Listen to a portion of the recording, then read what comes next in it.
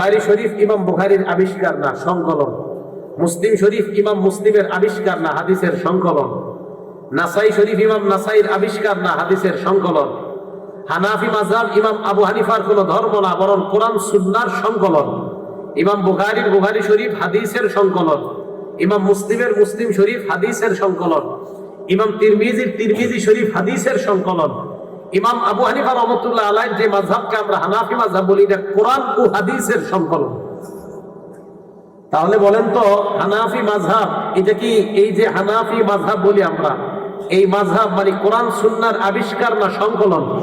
কিন্তু সহজ বিষয়টা, বুখারীটা বুঝেন, এটা বুঝেন না। তাহলে আমরা কি কোনো আবিষ্কার মানি না সংকলন মানি? বাস কোরআন সুন্নাহ এটা বিক্ষিপ্ত ছিল, ইমাম আবু হানিফা একটা সাজাইছে, কোরআন সুন্নাহ কোরআন সুন্নাহ এইভাবে সাজাইছে। এই সাজানোর পর যে সংকলন, এই সংকলনটা আমরা মানি। আমার কষ্ট লাগে কোথায় দেখেন, বুখারী শরীফের যে হাদিসগুলা লেখা হয়, এই হাদিসের পিছনে আমার থেকে অমুকে, অমুকের থেকে অমুকে, অমুকের থেকে অমুকে, এইভাবে বর্ণনা না। যারা বর্ণনাকারী প্রায় সবাই কোনো না কোনো মাযহাবের অনুসারী। তো যে বুখারী শরীফের হাদিস আমরা মানতেছি, যারা বর্ণনা করছে সবাই কোনো না কোনো মাযহাব মানতেছে। তো এখন যদি বলেন মাযহাব মানা যাবে না, মাযহাব বেদাত, তাহলে বেদাতীদের থেকে হাদিস নিছেন কি? বেদাতীর থেকে হাদিস নেওয়া হয়ে গেল না? যেমন মনে করেন আমার উস্তাদ আবু জাফর আল কাসিমি, ওনার উস্তাদ আনজার শাহ কাশ্মীরি, ওনার উস্তাদ সৈয়দ হুসাইন আহমদ মাদানী, ওনার উস্তাদ মাহমুদুল হাসান দেওবন্দি, ওনার উস্তাদ কাসেম নানুতুবি, কাসেম নানুতুবি রহমতুল্লাহ আলাইহির উস্তাদ আব্দুল গনি মুজাদ্দিদি, ওনার উস্তাদ শাহ ইসহাক, ওনার উস্তাদ শাহ আব্দুল আজিজ, ওনার উস্তাদ শাহ ওলিউল্লাহ মুহাদ্দিস দেহলভী, ওনার উস্তাদ মোহাম্মদ ইবনে ইব্রাহিম, আবু তাহের মোহাম্মদ ইবনে ইব্রাহিম আত-তাইমি, অথবা আবু তাহের মোহাম্মদ ইবনে ইব্রাহিম আল কুর্দি। এই মোহাম্মদ ইবনে ইব্রাহিম আল কুর্দি দেখেন, এখান থেকে শুরু দেখেন, এই ইব্রাহিম আল কুর্দি, মোহাম্মদ ইবনে ইব্রাহিম আল কুর্দি, উনি হাদিস বলছে যার থেকে ওনার নাম ইব্রাহিম আশ-শাফিঈ। আশ-শাফিঈ তাহলে শাফি মাযহাব। তাহলে বুখারী শরীফের হাদিসের মধ্যে যে ইব্রাহিম আশ-শাফিঈ, শাফি মাযহাব। এই দেখেন শাফি মাযহাব, তাহলে মাযহাবের একজন পাওয়া গেল। তো বুখারী শরীফের এই হাদিসটা কি দেন, যেহেতু এখানে মাযহাবী একজন আছে। কথা কি বুঝে আসছে?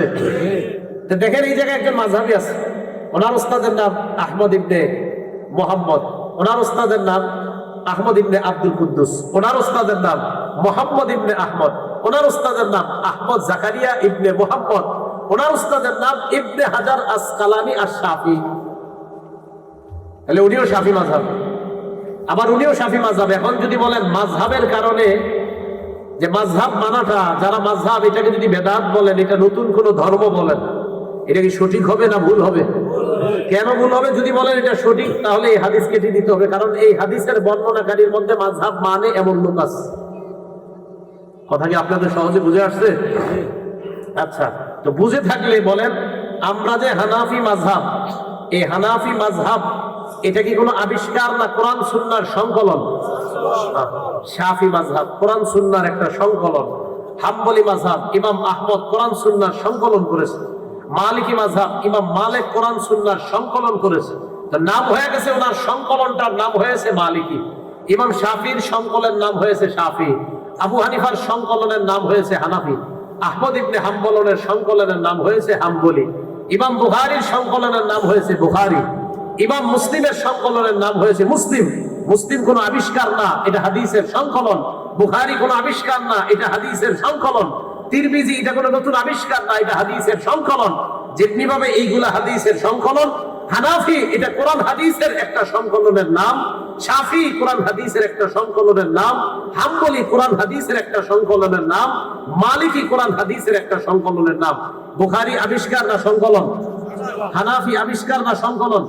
এই তো বুঝে আসছে। সহজ বিষয়, এগুলো আর কঠিন করবে না। যদি আপনার কেউ আইসা কয় তুমি বুখারী মানো না হানাফি, আপনি বলবেন আপনি আবিষ্কার মানেন না সংকলন, বাংলা করবেন। তো উনি যদি বলে এটা আবার কি করলে, আপনি করবেন হ্যাঁ তুমি আবিষ্কার মানো নতুন না সংকলন। তো সে বলবে না নতুন আবিষ্কার বেদাত, আমি সংকলন মানি। তো বলবেন সংকলনের নাম কোন? তখন সে বলবে বুখারী। তখন আপনি বলবেন বুখারী আবিষ্কার না, তো সে বলবে না, তো কি বলবে? যে সংকলন। তা আপনিও বলে দিবেন আমিও কোরআন হাদিসের একটা সংকলন মানি, এই সংকলনটার নাম হানাফি। তো নবীজি সাল্লাল্লাহু আলাইহি সাল্লাম বললেন, চারটা বিষয় দেখার আগ পর্যন্ত তুমি নেক কাজের আদেশ, অসৎ কাজের নিষেধ করতে থাকো। হাত্তা ইযা রাআইতা শুহান মুতাআ, এক নাম্বার কৃপণতার পূজা যখন করা হয়, দুই নাম্বার হাওয়ান মুত্তাবা, নফসের অনুসরণ যখন করা হয়, তিন নাম্বার দুনিয়া মুআসসারাতা, দুনিয়াকে যখন প্রাধান্য দেওয়া হয়, চার নাম্বার ইজাবা কুল্লি যি রাইন বিরাইহি, প্রত্যেকে নিজের মতটাকেই মনে করে সঠিক মত। এজন্য আমরা আলহামদুলিল্লাহ আমরা কোনো মতকে সঠিক মনে করি না, কারণ আমরা তো একটা সংকলন মানি। আমরা দরকার হয় একটা সংকলন খুলি বলি। তো নবীজি বললেন এটা দেখা পর্যন্ত তুমি নেক কাজের আদেশ, অসৎ কাজের নিষেধ করতে থাকো। এগুলা বলার পর নবীজি বলেন আলা ইন্না মিন ওয়ারাইকুম আইয়ামা, তোমাদের পরে এমন একটা জামানা আসবে যেই জামানার মধ্যে হাতের মধ্যে জ্বলন্ত আগুন রাখা যেমন কষ্টকর, ঈমান রাখা তেমন কষ্টকর। নবীজি বললেন জ্বলন্ত আগুন রাখা মিসলুল কবজি আলাল জামরি, মিসলুল কবজি আলাল জামরি, জ্বলন্ত আগুন রাখা যেমন কষ্টকর, ঈমান রাখা তেমন কষ্টকর। সাহাবারা প্রশ্ন করলেন ইয়া রাসূলুল্লাহ, এই জামানা যদি আমরা পেয়ে যাই তাহলে আমাদের কি করা? নবীজি জবাব দিলেন তালজামু জামাআতাল মুসলিমিন। আরেক বর্ণনা হুযায়ফা ইবনুল ইয়ামান প্রশ্ন করলেন হুজুর যদি ভয়ঙ্কর ফিতনার জামানা পেয়ে যাই কি করা? নবী বললেন তালজামু জামাআতাল মুসলিমিন ওয়া ইমামাহুম, মুসলমানদের সর্ববৃহৎ দল এবং তাদের নেতাকে আঁকড়ে ধরবা। সাহাবা বললেন ফাইন লাম তাকুন লাহুম জামাআ ওয়া ইমাম, তাদের যদি ইমাম না থাকে আর নেতা না থাকে তখন কি করব? হুজুর ইমামও নাই, নেতাও নাই, তাদের দলও নাই, তখন নবীজি বললেন আলাইকা আন তাআদ্দু আলা আসলি শাজারা, গাছের গোড়া মারির দাঁত দিয়া, চোয়ালের দাঁত দিয়ে আঁকড়ে ধরে হলেও নিজের ঈমানকে বাঁচাইবা, মানুষের সামনে নিজের ঈমান বিক্রি করে দিবা।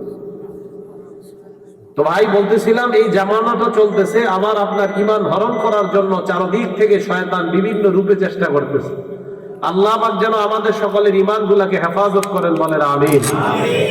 তাহলে নিজেদের আবিষ্কৃত কোনো জিনিস আমরা করব না, আল্লাহ নিজেদের আবিষ্কৃত কোনো জিনিস থেকে আমাদেরকে বেঁচে থাকার তৌফিক দান করেন। সুন্নত পালন করতে গিয়ে আমরা আকীদা নষ্ট করব না, বলেন আমার সাথে বাংলাটা, সুন্নত পালন করতে গিয়ে আমরা আকীদা নষ্ট করব না। বুখারী শরীফের 1605 নম্বর হাদিস, হযরত ওমর ফারুক রাদিয়াল্লাহু তাআলা কাবা শরীফের সামনে ঘুরতেছে, কালো পাথরকে চুমা দিছে। চুমা দেওয়ার সময় হযরত ওমর বলেন পাথর, আবা ওয়াল্লাহি ইন্নী লা আ'লামু আন্নাকা হাজার। পাথরকে ডাক দিয়ে বলে পাথর, আল্লাহর কসম আমি জানি তুমি একটা পাথর ছাড়া আর কিছু না, তুমি একটা পাথর। এই কথা বলার পর পাথরকে লক্ষ্য করে বলে পাথর লা তাদুরু ওয়া লা তানফা, তুমি উপকার ক্ষতি করার কোনো ক্ষমতা রাখো না। মন দিয়ে শুনেন, পাথরকে হযরত ওমর বললেন তুমি উপকার ক্ষতি করার কোনো ক্ষমতা রাখো না, আমি জানি তুমি একটা পাথর, এর চেয়ে বেশি কিছু না তুমি। এই কথা বলার পর হযরত ওমর বললেন লাউলা আন্নী রাআইতুন নাবিয়্যা ইসতালামা কামা ইসতালামতুকা, আমি যদি আল্লাহ নবীকে কখনো তোমাকে চুমা দিতে না দেখতাম, আমি জীবনেও ওমর তোমাকে চুমা দিতাম না। নবী তোমারে চুমা দিছে তাই চুমা দিলাম, তুমি এটা পাথর, এটা বিশ্বাস সুন্নত। এবার আমাদের প্রশ্ন হুজুর আমরা তো সবাই হজে যাওয়ার সামর্থ্য নাই, আমরা আমাদের দেশে এরকম কি করি যে সুন্নত পালন করতে গিয়ে আমরা উল্টা পাল্টা করি? মন দিয়ে শোনেন, নাসাই শরীফের 1214 নম্বর হাদিস, যারা রাসূলুল্লাহ সাল্লাল্লাহু আলাইহি ওয়াসাল্লাম কবর উম্মি, আল্লাহ নবী তার মায়ের কবর জিয়ারত করলেন। মায়ের কবর জিয়ারত করার পর আল্লাহ নবী সাহাবাদের দিকে তাকাইলেন, তাকায় বললেন, নবী নিজে কান্না করলেন, ওয়াবকা মান হাওলা, সাহাবাদেরকে আল্লাহ নবী কান্না করাইলেন, সব কাঁদছে। সব শেষে নবী বললেন জুরুল কুবুর, তোমরা কবর জিয়ারত করো, ফাইন্নাহা তুযাক্কিরুকুমুল মাউত, কবর জিয়ারত তোমাদেরকে মৃত্যুর কথা স্মরণ করায়া দিবে। কবর জিয়ারত করো, তাহলে বুঝলাম কবর জিয়ারত করা সুন্নত। বলেন কবর জিয়ারত করা কি সুন্নাত? এখন আপনি আপনার দাদার কবর জিয়ারত করতে গেলেন সুন্নত পালন করার জন্য, কবর জিয়ারত করলেন। কবর জিয়ারত করার সময় দাদার কবরের সামনে গিয়ে বললেন আসসালামু আলাইকুম দারা কওমিন মুমিনিন, আসসালামু আলাইকুম দারা কওমিন মুমিনিন। আমাদের নবীজি এটাই বলতেন আর কি, আসসালামু আলাইকুম আহলাল কুবুর, এটাও বলা যায়। বাকি নবীজি মুসলিম শরীফের একটা বর্ণনা আমার কাছে এটাই ভালো লাগে, আসসালামু আলাইকুম দারা কওমিন মুমিনিন ওয়া ইন্না ইনশাআল্লাহু বিকুম লাহিকুন।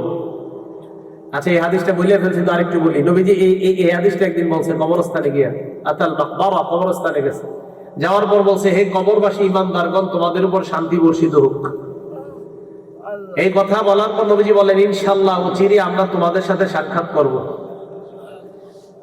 এরপর আল্লাহ নবী বললেন, আহা, আমি যদি আমার ভাইদেরকে দেখতাম, আমার মন চায় আমার ভাইদেরকে যদি আমি দেখতে পারতাম।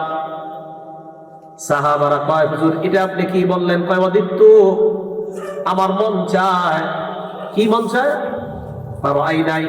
আমি যদি আমার ভাইদেরকে দেখতে পারতাম। সাহাবারা বলে, ইয়া রাসূলুল্লাহ, আওয়ালাসনা ইখওয়ানাকা, আমরা কি আপনার ভাই না?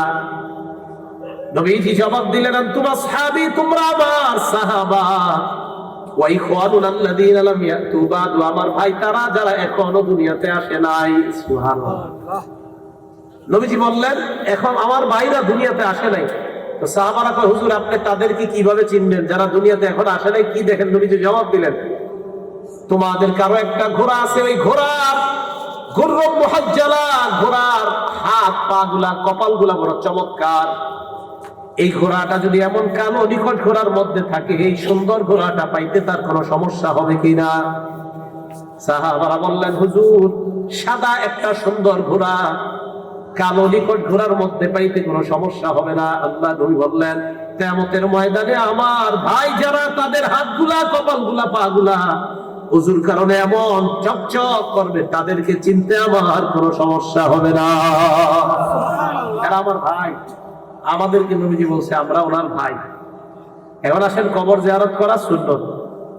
তো সুন্নত পালন করতে গিয়ে আপনার দাদার কবরের সামনে গেছেন, আপনি সূরা ফালাক নাস সব পড়ছেন, পড়ার পর বললেন, দাদা, মানে সব বলছে, আল্লাহর কাছে বলছেন, আল্লাহ আমার দাদারে মাফ করে দেন, আল্লাহ আমার দাদার কবরটা জান্নাতের বাগান বানায় দেন, সব বলছেন আল্লাহরে।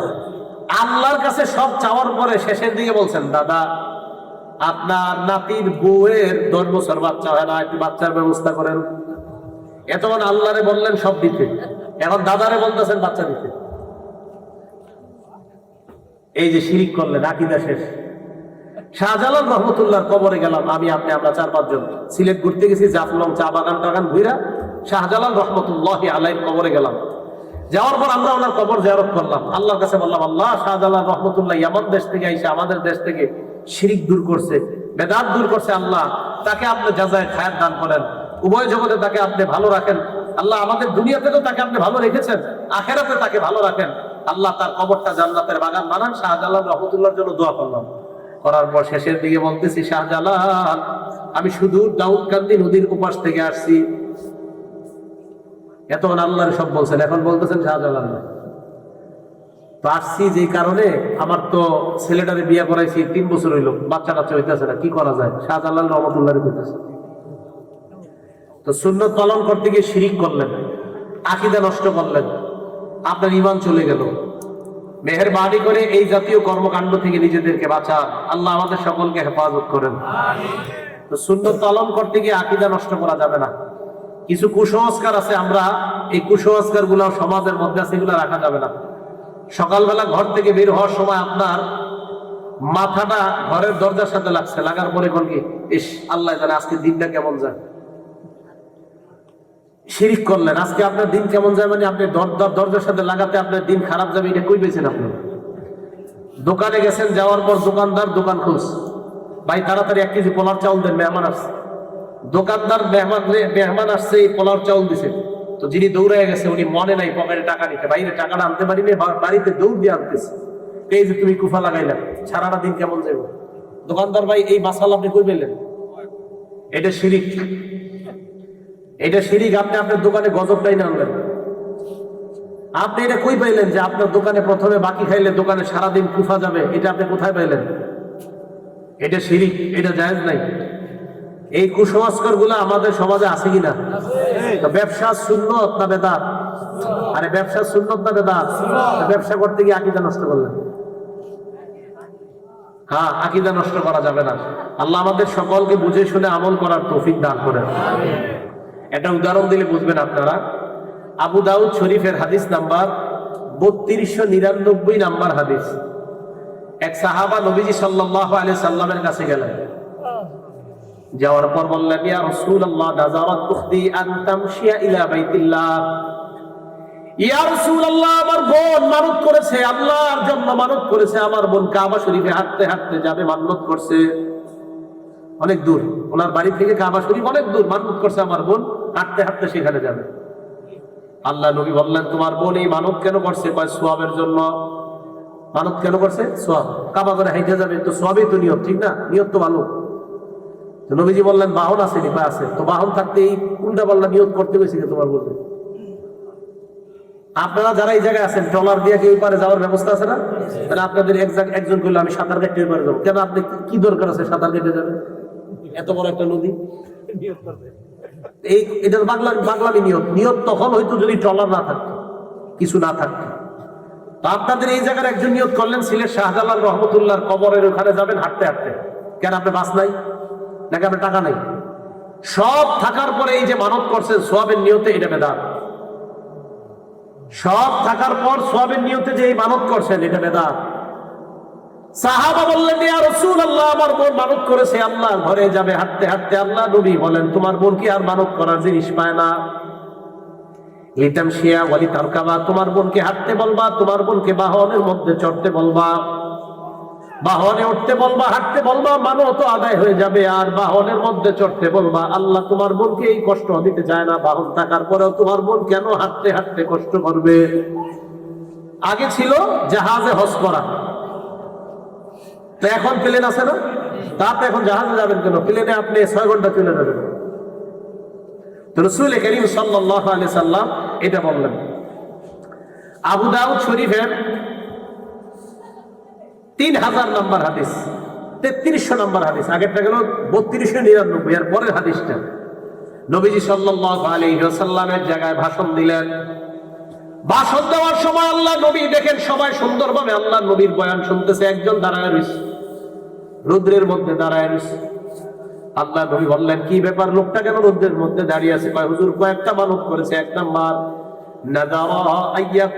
নাযারা আইয়াকুমা, মানত করছে সে দাঁড়ায় থাকবে, ওয়ালা ইয়াজলিসা, বসবে না, এই মানত করছে। কার কি মানত করছে? বসবে না, ভালো কথা, দাঁড়ায় থাকবে। আর সে ওই জায়গায় রৌদ্রে দাঁড়ায় রয়েছে কেন? হুজুর নাযারা মানত করেছে আল্লাহ ইস্তাজিল্লা, সে ছায়া নিবে না, মানত করছে সে ছায়া গ্রহণ করবে না। নবীজি বললেন, আর কি মানত করছে? তোমরা বললেও শুনবে না? হুজুর আরেকটা মানত করছে, নাযার আল্লাহ তাকাল্লামা, কারো সাথে কথাও বলবে না। আমরা গিয়ে বললেও লাভ নাই। নবীজি বলে, সর্বনাশ। আর হুজুর নাযারা আইয়াসুমা, মানত করেছে রোজা রাখবে, রোজা, কথা বলবে না, দাঁড়ায় থাকবে, ছায়া বসবে না। নবীজি ধরে নিয়ে আসবে, মুরুহু, তাকে বলো, ফাল্লিয়া তাকাল্লাম, কথা বলতে বলো, ওয়ালিয়াস্তাজিল্লা, ছায়া নিতে বলো, ওয়ালিয়াকুদা, বসতে বলো, আর রোজা রাখছে এটা পুরো করতে বলো। ভবিষ্যতে যাতে এই জাতীয় উল্টা পাল্টা মানত না করে নিষেধ করে দাও। তাহলে বলেন তো, এই যে ওয়াজ শোনা ভালো না খারাপ? ভালো। এখন উনি একটা মানত করছে কি, উনি নবীর বয়ান শুনবে, রৌদ্রের আলোর মধ্যে কষ্ট করে রৌদ্রে দাঁড়ানো যায়, কখন যদি জায়গা না পায়। সবাই সুন্দরভাবে বসে রয়েছে, এ মানত করছে ছায়া বসবে না, রৌদ্রে দাঁড়ায় থাকবে, বসবে না, কথাও বলবে না।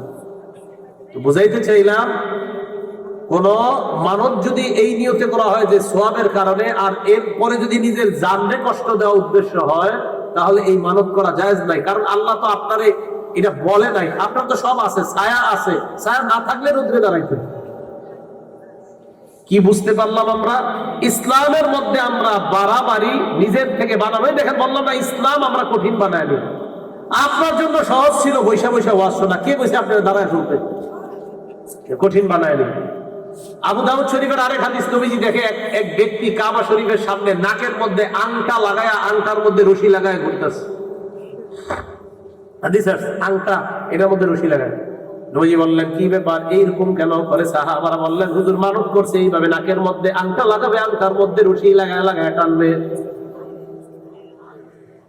নবীজি বললেন, তাড়াতাড়ি আমার কাছে আনো। কত আহান নবী সাল্লাল্লাহু আলাইহি ওয়াসাল্লাম বিয়াদিহি, আল্লাহ নবী নিজ হাতে ওই জায়গাটা দিয়েছে। সুবহানাল্লাহ। এই হাদিস দ্বারা বোঝা যায়, বেদাত যখন দেখবেন, বেদাতের খানকা যখন দেখবেন, এলাকার উলামাদেরকে নিয়ে অন্যদের অপেক্ষা করা দরকার নাই, নিজেরাই ভেঙে দিবেন। এই হাদিস দ্বারা এটাই বোঝা যায়। নবী সাল্লাল্লাহু আলাইহি সাল্লাম বেদাত নিজে গাইতে দিছে নিজে। আর আমার আফসোস লাগে, কষ্ট লাগে কখন দেখবেন সালার চট গায়ে দিয়ে দিয়েছে বিশ্বাস। এই বিশ্বাসের 5 তলা বাড়ি আছে, কেন উনি সালার চটটা পরিবর্তে একটা পাঞ্জাবির ওনার তৌফিক হয় নেই। বিশ্বাসের বাড়ি কয় তলা? গায়ে কিসের চট? এই সালার চট কবে থেকে জানেন? যেদিন ওনার মুরিদরা সালার চট দেখা ওনার মুরিদ হয়েছে। যেমন আপনাদের এই নদীর পাশে একজন আসছে, আর আপনাদের আকল এরকম হয়ে গেছে, নদীর পাশে এসে দেখছেন সালা গায়ে দিয়ে টাইটে ঘুরতেছে, নামাজুল্লাহ কিচ্ছু নেই, তখন আপনাদের এলাকার 2 একজন মুরব্বী কয় না রে কিছু একটা আছে। কিছু একটা না থাকলে কেন? এই যে কিছু একটার পরে বাস সালাওয়ালার মুরিদ হয়েছেন, মাশাআল্লাহ মুরিদ হয়েছেন, হওয়ার পর হইতে হইতে 1 লাখ মুরিদ হয়ে গেছেন। কয়জন? 1 লাখ। 1 লাখে 1 টাকা করে দিলে কয় টাকা হয়? 1 লাখ টাকা। তো 1 লাখ মানুষ মুরিদ কি ওনার একটা পাঞ্জাবি বানায় দেওয়ার তৌফিক হয় নাকি? হ্যাঁ, হাদিস দ্বারা বোঝা যায় তৌফিক থাকার পর সালা গায়ে দিয়ে ঘুরলে ওই সালা কেটে দাও। নবীজি সাল্লাল্লাহু আলাইহি সাল্লাম আংটা লাগাইছে, কাগজে মানত করছে, এই উল্টা পাল্টা কাজ করতে গেছে, কাটো। মুরিদরা মিলা পিসাবরে 5 তলা একটা বাড়ি বানায়া দিল, কিন্তু পাঞ্জাবি দিতে পারলো না। কেন? কারণ এটা হইলো ওনার ইয়া, ওইটা যদি না রাখে তাহলে ওনার ভবিষ্যৎ অন্ধকার। এই জন্য সালাটা ঠিক রাখে, কারণ ওনার নাম হয়ে গেছে সালাওয়ালা পীর। আপনারা যারা মুরিদ, আমি বলবো না আপনাদেরকে কষ্ট দিব না, আমি আপনারা কেউ কষ্ট দিবেন না। আচ্ছা, আমাদের এই যে এলাকার ছোট ছোট বাচ্চাদেরকে তাদের শরীরে কাপড় না থাকলে কি বলি? ল্যাংটা। কি বলি? সবাই বলেন কি বলি? ল্যাংটা। আপনারা আকল খাটান, মনে করেন আমি একজন পীর, আমার নাম দিলেন ল্যাংটা। আচ্ছা, ল্যাংটা কারে বলেন? শরীরে কাপড় না থাকে। এখন আমারে বলে একজন পীর সাহেবের নাম ল্যাংটা হয়ে গেল, যিনি আল্লাহর কাজ করবে, রসুলের কাজ করবে, আল্লাহর কাজ করবে, রসুলের কাজ করবে, তো ওনার নাম আপনার মানে আমার নাম দিয়ে দিলেন ল্যাংটা। মানে এটা কি করলেন? এটা আকলে ধরে না। আপনারা কষ্ট দিন না, যারা আপনারা মনে করেন আপনারাই মুরিদ, আমি ল্যাংটার মুরিদ, আপনি তা আমার নামটা আপনার স্মরণ করেন, আমি আপনার পীর, আমার ল্যাংটা কিন্তু আপনি স্মরণ করে না। আপনাদের লজ্জা থাকা উচিত। আপনার বাচ্চার পরনে কাপড় না থাকলে বলেন ল্যাংটা ছেলে নিয়ে যাও, আর আপনি পিসাবে আপনি আমার ল্যাংটা দিতে আপনার একটু খারাপ লাগে না? কথাগুলো অনেক ভাবার, গবেষণার, চিন্তা করার। আল্লাহ আমাদের সকলকে বুঝে শুনে বেদাত মুক্ত সমাজ গড়ার তৌফিক দান করেন। কেন বললাম? কিয়ামতের আগে বিভিন্ন নামে বেনামে অনেক দল আপনাদেরকে জাহান্নামের দিকে ডাকবে। জান্নাতের রাস্তা একটা, জাহান্নামের রাস্তা অনেকগুলা, অনেক নামে আপনাদেরকে ডাকবে। আল্লাহ আমাদেরকে সকলকে এই জাতীয় নামগুলা থেকে বেঁচে থাকার তৌফিক দান করেন। এর মধ্যে একটা নামের নাম আহলে কোরআন। আহলে কোরআন মানে শুধু কোরআন মানবে, হাদিস মানবে না। শুধু কি মানবে? কোরআন মানবে, হাদিস মানবে না। এরা আপনাকে দাওয়াত দিতে দিতে আপনাদের এই এলাকায় যারা ফেসবুক চালায় অলরেডি দাওয়াত পেয়ে গেছে না আহলে কোরআন। দাওয়াত পাওয়ার পর আহলে কোরআন ওই ব্যক্তিকে বুঝায় কোরআনের মধ্যে দেখো নামাজের কথা আছে কিনা। ব্যক্তি কোরআন খুইলা দেখে হ্যাঁ নামাজের কথা কোরআনে আছে, সুন্দর। এবার আহলে কোরআনের গুরু আপনাকে টোপ দিবে, কোরআনে নামাজের কথা আছে কিন্তু ফজরের নামাজ যে 2 রাকাত দেখো তো কোরআনে আসেনি। আপনি পুরা কোরআন খুঁজা দেখলেন ফজর নামাজ যে ফরজ 2 রাকাত, পুরা কোরআনের কোথাও লেখা নাই। তখন আপনি ভাবেন কি ঘটনা কি? জোহরের নামাজ 4 রাকাত পুরা কোরআনের 6236টা আয়াতের মধ্যে কোথাও আছে কিনা দেখো। কোরআন আয়াত কয়টা? না 6266টা, এটা ঠিক না, 6236 এটাই সঠিক। হ্যাঁ এটাই সঠিক। আজকে গুনে দেখেন 6236 এটাই কোরআনের সঠিক আয়াত সংখ্যা। 666 আইসা গেছে আর কি, ছোটবেলা থেকে শুনতে শুনতে বড় হয়েছেন আপনারা, আমরা যাই করে ভুলে যাই। 6236 এটাই সঠিক। বললাম না ভুলে ভরা আমাদের সমাজ। এখন আপনি পুরা কোরআন খুললেন, খোলার পর দেখলেন 4 রাকাত জোহর, আসর 4 রাকাত ফরজ, মাগরিব 3 রাকাত ফরজ, এশা 4 রাকাত ফরজ, কোরআনের কোথাও লেখা নেই। এবার আপনার গুরু ফেসবুকে আপনাকে বলবে তো কি বুঝলা, তখন বলবেন কি একটু ভাবতেছি আমি।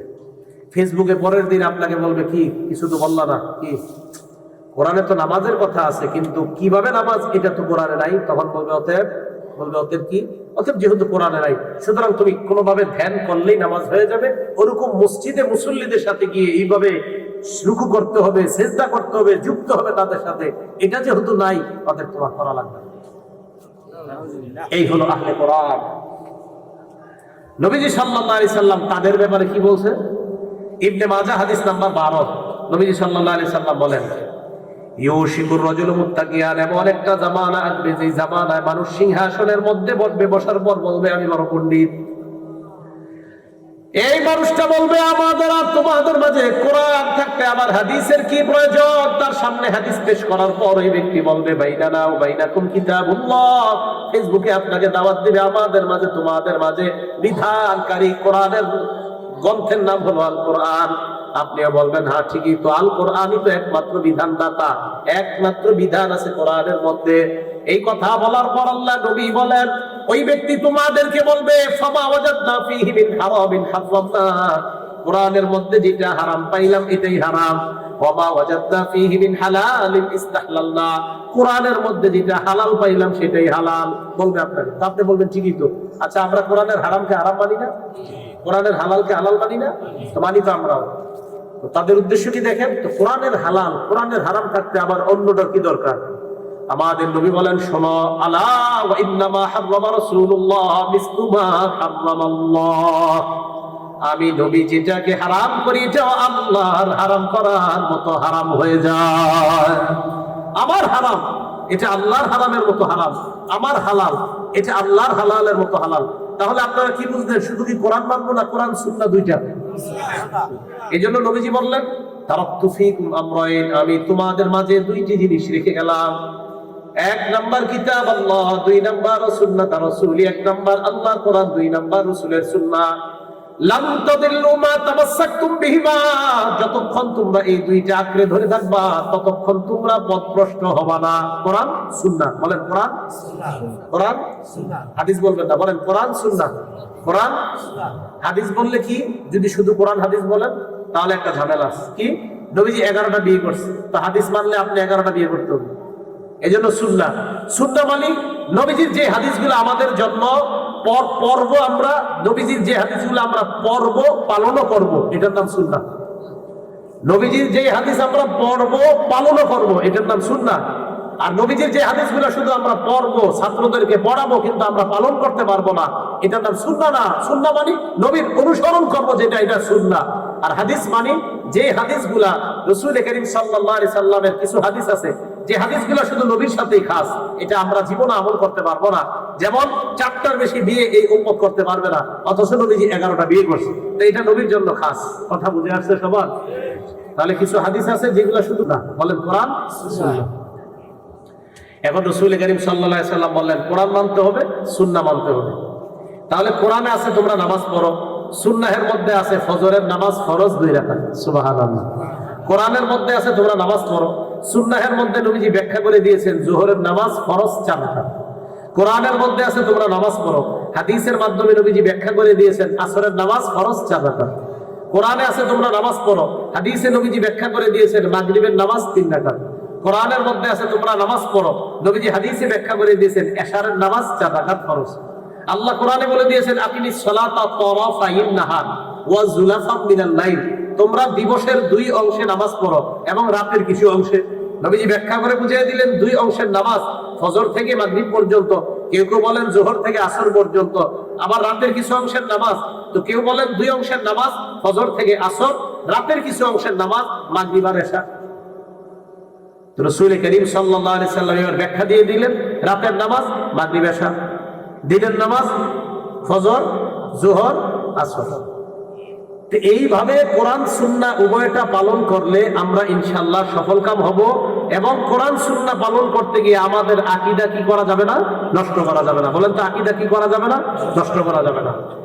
এই আকীদার মধ্যে একটা আকীদা সবাই মনে রাখবে, বলেন সুপারিশ, বলেন সুপারিশ, ক্ষমতা আল্লাহর পক্ষ থেকে। সুপারিশ করার ক্ষমতা কার পক্ষ থেকে? কোন নবী সুপারিশ করবে, ক্ষমতাটা দিবে কে? তাহলে নবী সুপারিশ করবে, উলামায়ে কেরাম সুপারিশ করবে, যারাই সুপারিশ করবে তাদেরকে সুপারিশ করার ক্ষমতাটা দিবে কে? এখন যদি আমি আপনাকে বলি তুই জীবনে 2 রাকাত নামাজ পড়, বাকিগুলো আমি দেখে নিব, কিয়ামতের মাঠে আমি তোর এটাই না জান্নাতে দেব, আরে আমি সুপারিশ করতে পারবো কিনা তো আমার জানা নাই। সুপারিশ করবে কে না এটার ক্ষমতা দিবে কে? আল্লাহ। আল্লাহ।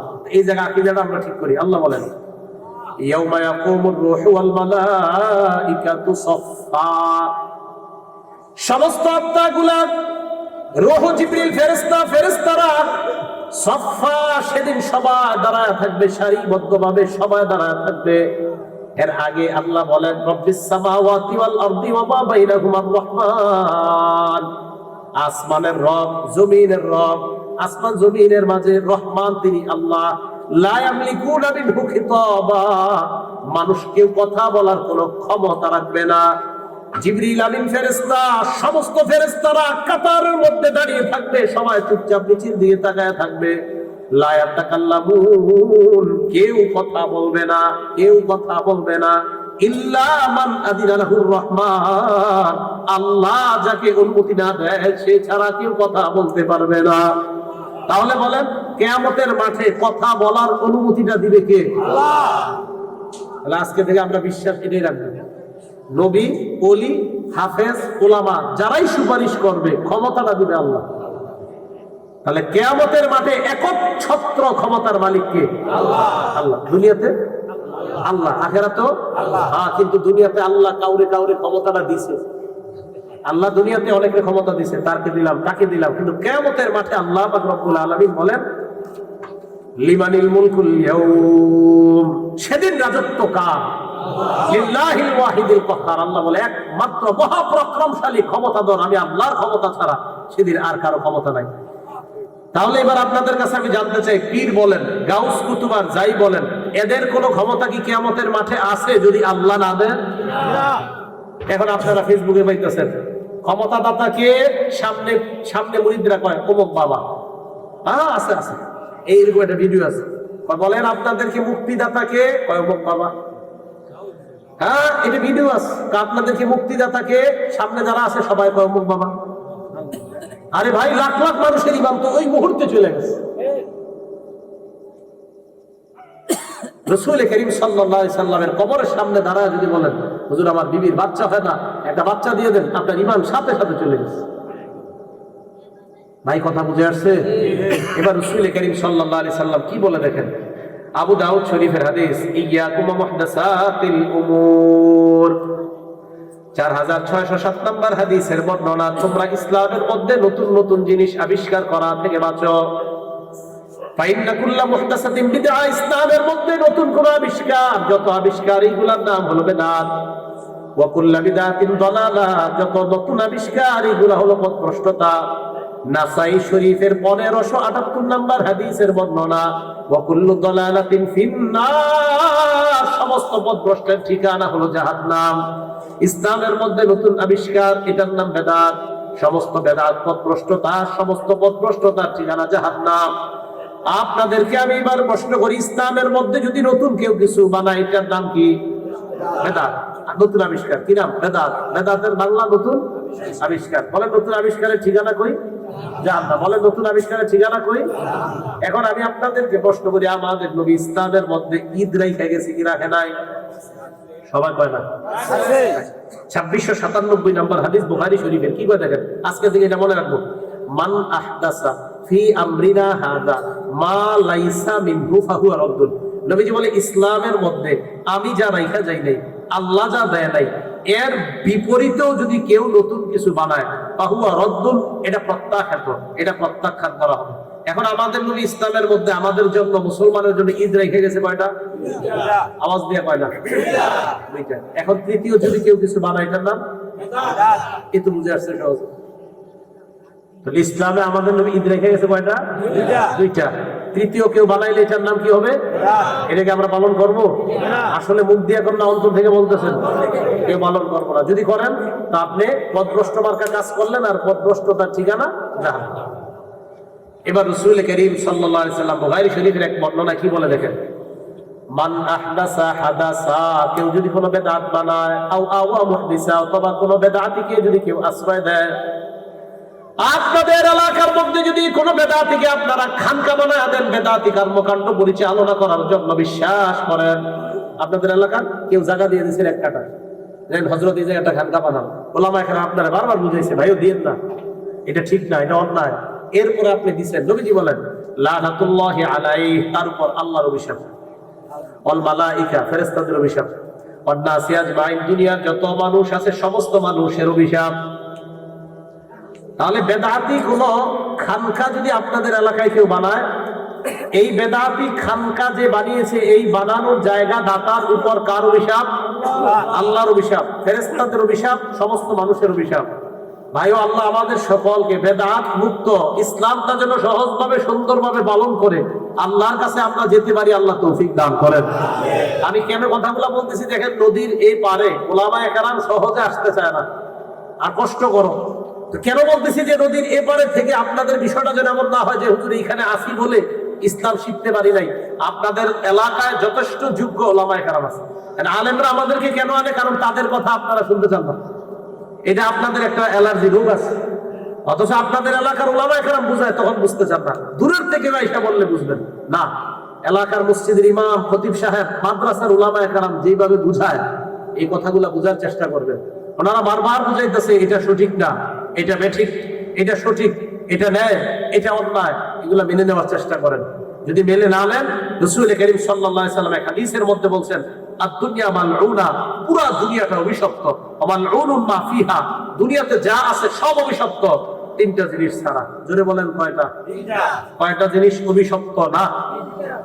ইল্লা যিকরুল্লাহ, আল্লাহর জিকির যারা করে তারা অভিশপ্ত না। দুই নাম্বার নামাজ জিকির, নামাজও জিকির বলছে যারা, উনি বলছে দেখ মাশাআল্লাহ, বলছে যারা নামাজ পড়ে নামাজও জিকির। নামাজ কি? জিকির মানে যত ভালো কাজ, জিকির যত ভালো কাজ, আল্লাহর জিকির করে এক নাম্বার। এবার দুই নাম্বারটা কি বলবো? আলিমা, স্পেশাল ভাবে নবী বলেন আলেমরা অভিশপ্ত না। সুবহানাল্লাহ, আলেমরা অভিশপ্ত না। এই জন্য ওলামায়ে কেরাম আপনাকে পথ, খারাপ পথ দেখাবে না। হ্যাঁ, আমি স্পষ্ট ভাবে বলে যাই, কওমি মাদ্রাসার সাথে সম্পৃক্ত ওলামায়ে কেরাম আপনাদের এলাকায় যারা আছে, অথবা আহলুস সুন্নাত ওয়াল জামাতের সাথে সম্পৃক্ত ওলামায়ে কেরাম যারা আছে, তাদের কথাগুলো আপনারা নেওয়ার চেষ্টা করবেন। আমি আবারও বলছি, আহলুস সুন্নাত ওয়াল জামাত মানে যারা কোরআন এবং সুন্নাহ পালন করতে গিয়ে বাড়ায়ও না কমায়ও না, এই জাতীয় ওলামায়ে কেরামদের কথা আপনারা শুনবেন, শোনার পর আমল করবেন, যেন আল্লাহর কাছে গেলে বলতে পারেন আল্লাহ যেখানে ছিলাম চরের মধ্যে ছিলাম, আর যেখানে ছিলাম আল্লাহ ইসলাম সঠিকভাবে পালন করেই তোমার কাছে আসছে। কথা বুঝে আসছে?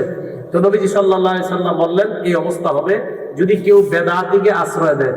আল্লাহ আমাদের সকলকে বেদাতি কর্মকাণ্ড, বেদাতিদের থেকে বেঁচে থাকার তৌফিক দান করেন। এবার ভয়ঙ্কর একটা হাদিস আপনাদেরকে বলতে চাই।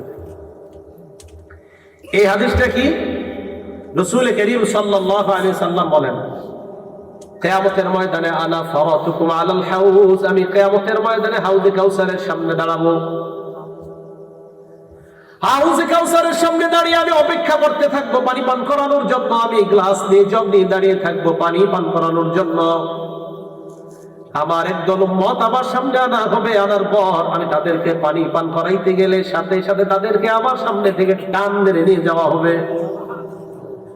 আমি প্রশ্ন করবো আল্লাহ আসহাবি, আরেক বর্ণনায় উম্মতি, তারা তো আমার উম্মত। আল্লাহর পক্ষ থেকে জবাব দেওয়া হবে ফাইন্নাকা লা তাদরি মা আহদাসু বা'দাক, আপনি জানেন না দুনিয়া থেকে আপনি বিদায় নেওয়ার পর তারা কি কি নতুন আবিষ্কার করছে ইসলামের মধ্যে, আপনার জানা নাই।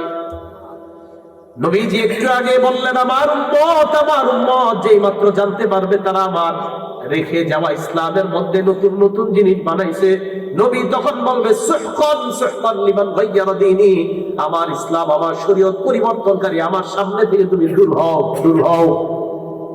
একটু আগে পানি পান করার জন্য পাগল ছিল নবী, যেই মাত্র জানবে যে বেদাতি, নবী বলবে সরো, এটাকে আমার সামনে থেকে দূর করো। এই বেদাত ইসলামে গ্রহণযোগ্য না।